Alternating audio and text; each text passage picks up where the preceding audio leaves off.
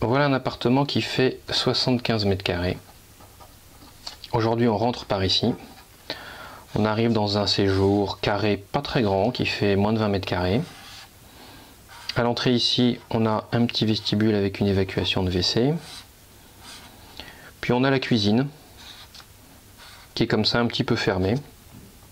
Après la cuisine, on a une galerie, une espèce de circulation un peu grande, enfin même très grande, qui est pas très bien utilisée, on ne sait pas très bien quoi en faire. Et cette galerie mène à 3 chambres, une première ici, une deuxième là, la première ici, et une troisième qui est au fond, qui est un peu plus petite que les autres. Entre les chambres, on a une salle de bain aveugle et un autre WC. Il y a beaucoup de circulation dans cet appartement, c'est pas très fonctionnel, et surtout l'inconvénient de cet appartement c'est qu'il n'est pas très lumineux, c'est un premier étage. On a une fenêtre ici qui donne sur la cour, une autre fenêtre ici qui donne sur une autre cour mais qui est un petit peu plus lumineuse, des toutes petites fenêtres ici mais qui donnent dans la galerie. Voilà, nos clients nous ont demandé de revoir ce plan et surtout de trouver des solutions pour faire quelque chose de plus lumineux. L'important c'est qu'eux, ils n'ont pas besoin de 3 chambres, ils ont besoin que de 2 chambres, ils veulent un grand séjour. Alors on va récupérer de la place, on va réunir ces 2 pièces pour faire un grand séjour. Dans les contraintes, on a ici une partie porteuse qu'on ne va pas toucher, ici aussi, et là aussi, ça, ces 3 poteaux, on n'y touche pas. On va installer les 2 chambres ici, mais aujourd'hui il y en a une grande, une petite, on va un peu rééquilibrer les choses.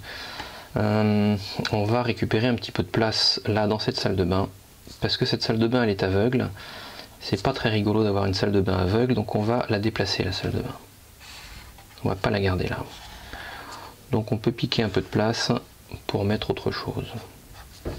Là cette chambre là elle est un peu grande, enfin c'est jamais trop grand, mais celle-ci elle est un peu grande, donc on va la rétrécir un petit peu, on va la rétrécir un petit peu comme ça, mais on va quand même aller piquer un petit peu de place par là dans le séjour pour mettre dans cette chambre qui va être la chambre parentale beaucoup de rangements.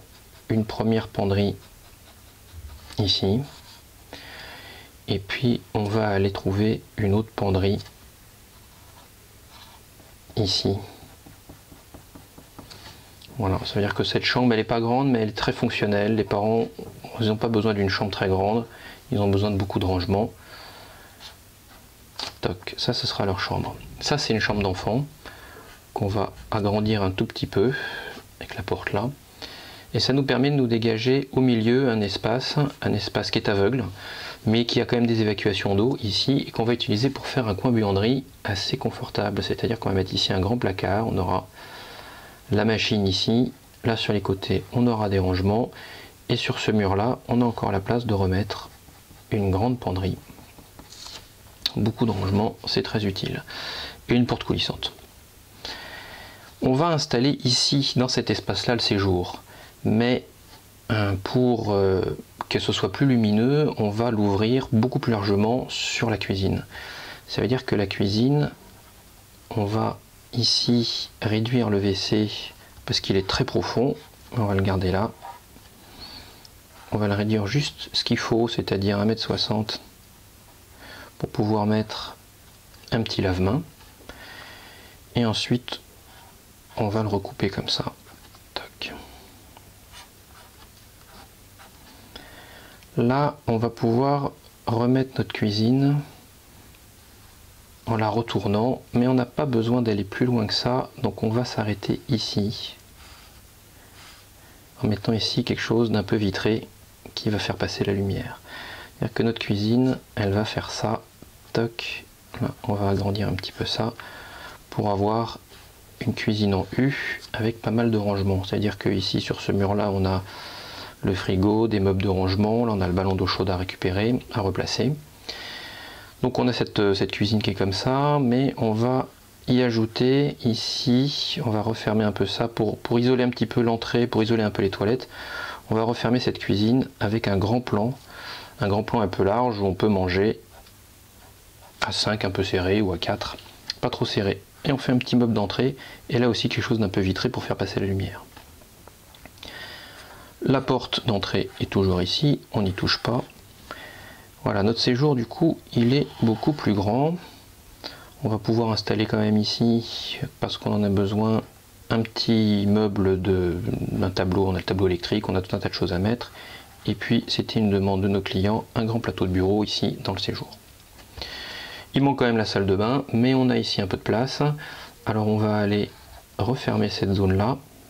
Là on va récupérer un petit espace pour faire du rangement dans la salle de bain. Et là on va mettre une grande porte coulissante qui referme la zone nuit de la zone jour. Dans cette salle de bain, on a ces deux petites fenêtres hautes qui ne nous dérangent pas, ça tombe bien. On va pouvoir mettre une grande baignoire ici, avec une paroi vitrée entre la baignoire et la cuisine, une paroi vitrée translucide pour qu'on ne voit pas ce qui se passe. Là, dans cette zone ici où on avait avant le WC, on va mettre une porte, on va mettre une grande douche. Et puis ici, comme on n'est pas loin de nos évacuations, on va remettre un WC intégré.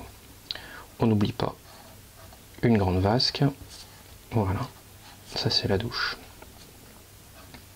Et des rangements. Voilà, l'avantage de ce plan, c'est que on a les fenêtres on a le séjour qui va être traversant comme ça, on va voir vraiment la lumière qui va venir des deux côtés, donc on va compenser cet effet de rez-de-chaussée qui n'est pas très lumineux.